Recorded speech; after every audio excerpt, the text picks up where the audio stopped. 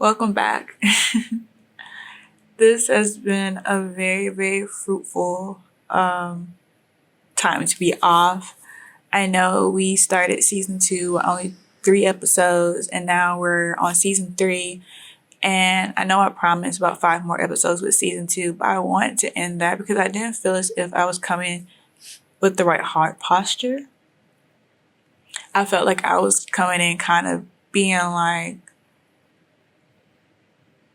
holier than thou when I'm not. I never want this podcast to feel like, oh, I'm holier than thou, which is why I took all the visuals off. And if you really want to go back and listen, this is all room for growth and room for me to improve and know that I know better than that. It's up for you to listen. I do think there are some fruitful things for people to listen to, but nah, like that wasn't me. That wasn't authentically me. That wasn't anything that I want to portray with that podcast. Like, this podcast is for like us to talk. We supposed to be vulnerable. Why is my mic leaning like MJ? Okay, it's gonna keep leaning. Just 1 second. Okay. I'm sorry, my mic wasn't leaning like MJ. So where were we? Like I said, I really want this podcast to be vulnerable. I want it to be a vulnerable, transparent, like we're girls or girls guys. Like, I don't want this to just be like a girls podcast. I want guys to watch this to be able to relate to a certain extent too. I want girls to feel as if, they have someone on FaceTime talking about things that they're feeling, and maybe it's similar or in the same nature, or maybe it's just copy and paste, maybe it's not a unique experience, and I just want to talk about it. And I think, like, the topic of this video, if you already read the title, I think everyone goes through this. Everyone goes through identity crisis, and everyone goes through identity theft when it comes to, your personal belief of who you are in comparison to the world. And for a long time, I had to ask myself, do I really know who I am? Do I know who I am, girl? What is your government name? What's your preferred name? What do you like to do? Who you like to hang out with? Who do you want to be with? And the more and more I start asking myself that question, it was like I really only know a certain version of myself that fit like a certain area of people's lives.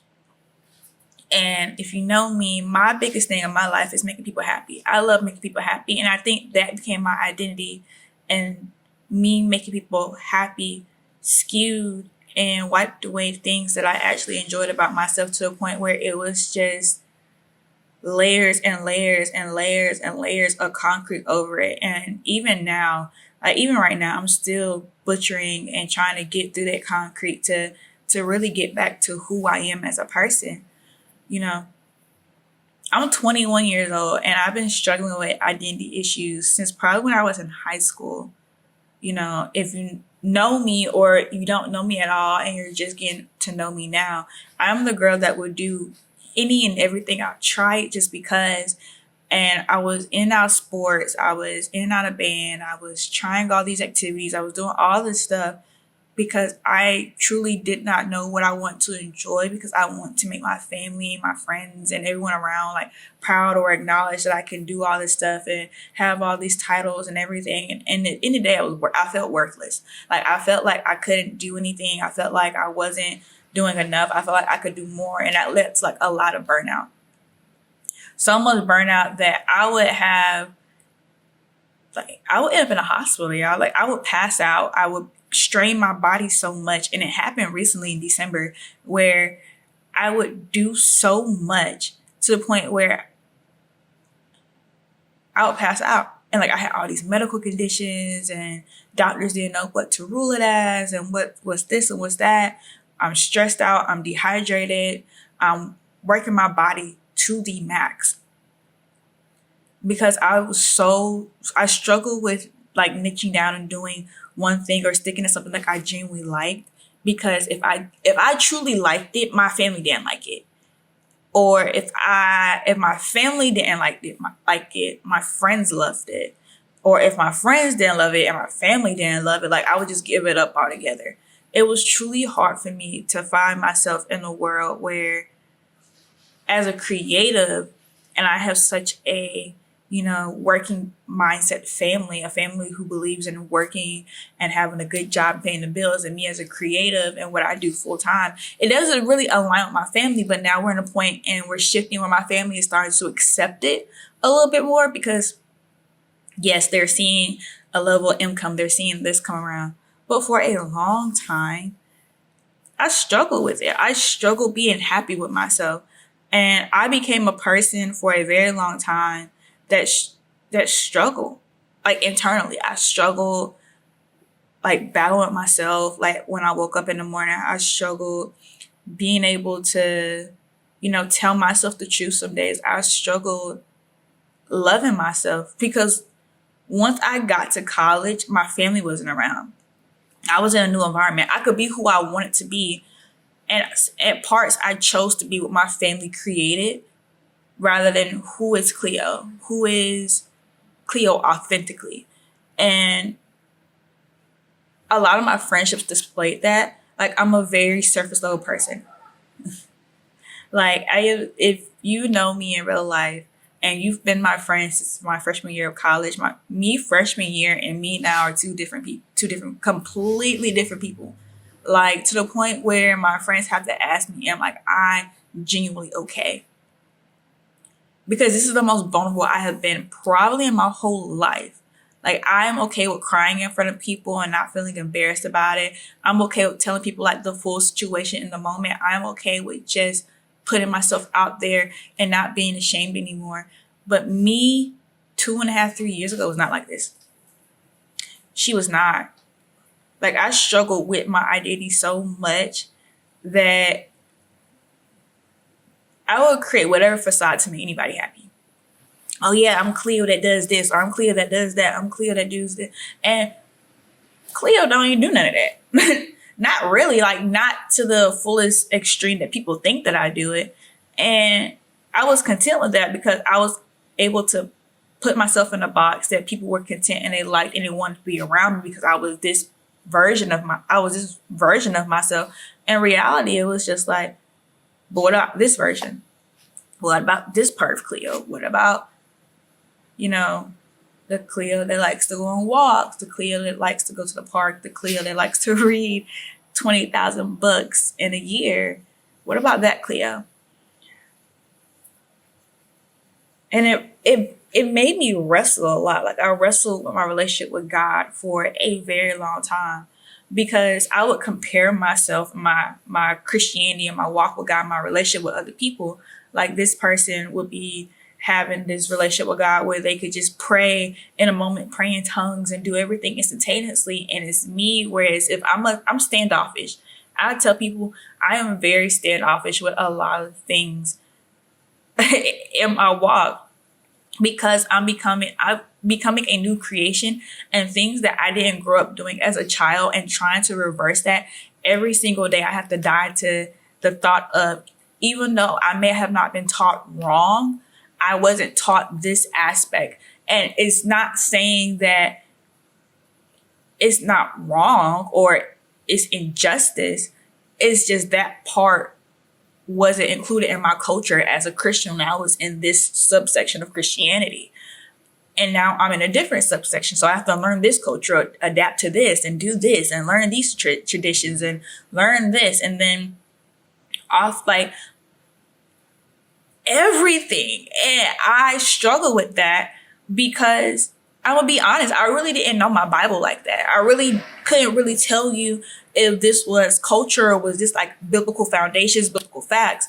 And then maybe like a year and a half ago when I started like actually like reading my Bible and started going through things, and it's like, oh, but this doesn't say that. And that doesn't say that. And why do we do this?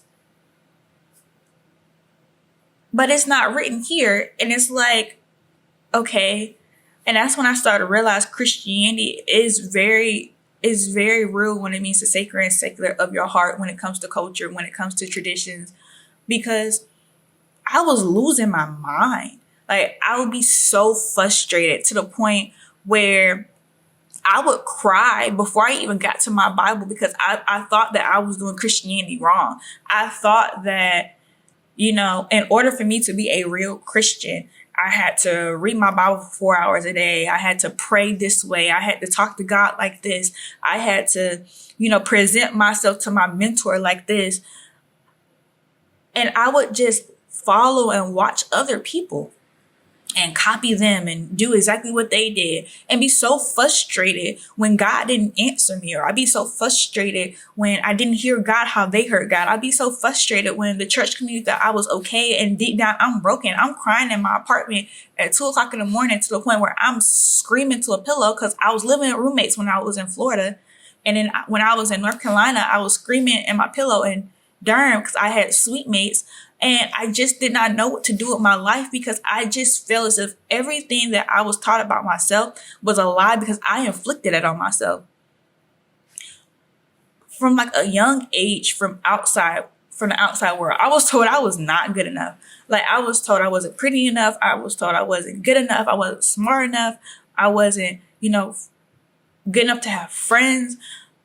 And that carried a huge weight on me my whole life. Even now, like, stuff like that was told to me when I was a kid. Like, every section of my life and those phrases was carried with me until I got to college. For the first time, when I got to college, I was in a space and an environment where the majority ruled that I was good enough.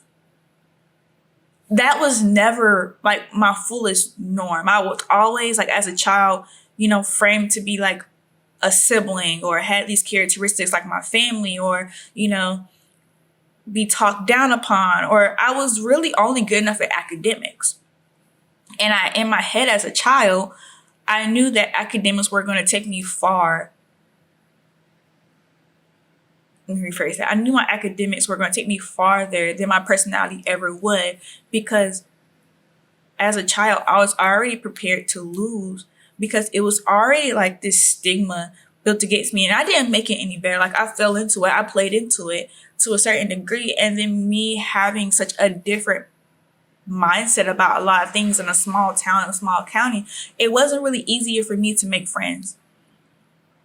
Not saying that I didn't have friends. The friends I had in that season, they were great people. But I knew that it wouldn't have lasted. It wasn't going to be enough. And it just carried in every section of my life when it came to spiritually, mentally, physically, emotionally.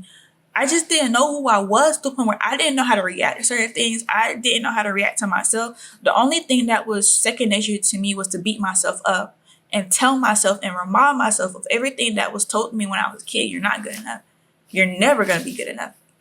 You're never going to be pretty enough. You're never going to be smart enough. You're never going to be intelligent enough. You're never anything. I was good with the work, and that's it. Like, I felt like I was so inadequate for life because I let words get to me. I felt like I was so inadequate, like, to life and for life because I didn't look like this person. I didn't act like this person. I couldn't get this internship like this person did. And I thought like I had the same qualifications, if not more qualified. And that was my problem. I started to realize, and this was last year when I had this realization, I was sitting in my apartment and I was breaking down in tears because I'm a photographer and I was so dissatisfied with my work because I'm in Tallahassee, Florida. And if you know where Tallahassee, Florida is, I'm going to give you the college. It was FAMU, Florida State University, and they have amazing graduation photographers. But coming into that environment, I wasn't secure in my foundation of what I wanted my photography business to be. So what was I doing? I'm trying to look like this person, look like that person, take what they have and like, oh, how did they do this? Or retouching is a big thing here in North Carolina. We don't really do that, or it's not as common. And it's like, I couldn't even be satisfied with my own niche because I was so like dissatisfied with myself. And I was like, if I don't like no one's going to like it. I don't even like it. And when I moved to Nashville and I started looking back at my work, it was nothing wrong with it. And I started doing the edits that I would actually wanted to do on the pictures. And I was like, why didn't I just stick to that?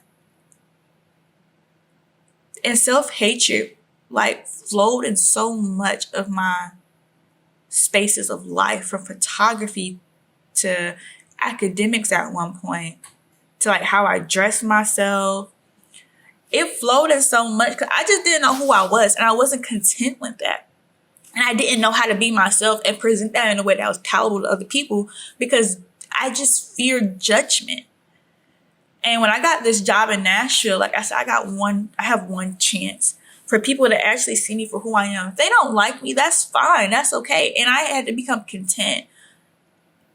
And like for the first couple of weeks at my job, I was trying, doing this and sliding out that. And I started to be more at peace. I started to like, okay, I can do this. The first 7 months of me living in Nashville, it's the first time in a very long time I put this surface level guard down.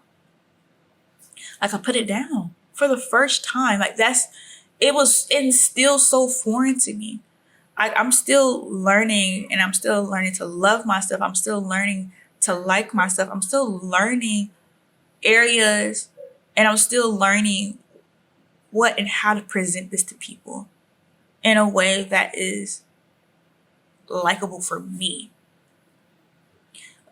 And how to do that in a way that doesn't diminish who I am, that doesn't take away my values, that doesn't take away my moral, that doesn't take away my beliefs, because I'm still learning myself. Like, I'm learning my authentic self. I'm learning to dress how I want to dress. I'm learning to what Cleo wants to do when she go out. Because Cleo don't really do nightlife like that. What Cleo likes and who Cleo truly is. Because I had to accept I don't really know who I am. And living alone has really showed me I don't know what I like to do yet.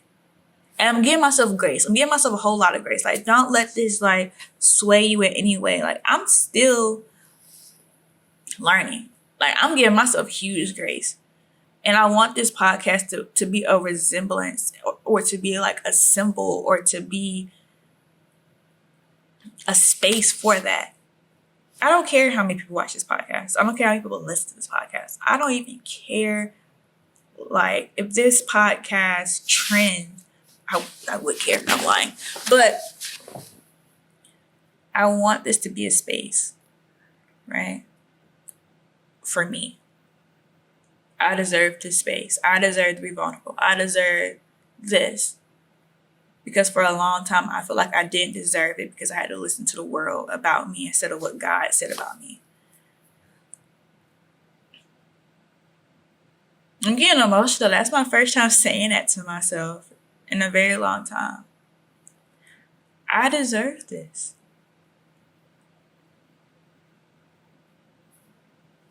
Dang. I deserve this. Like, I done changed my major. I'm at school online on January 13th. And for the first time in a long time, I'm at peace.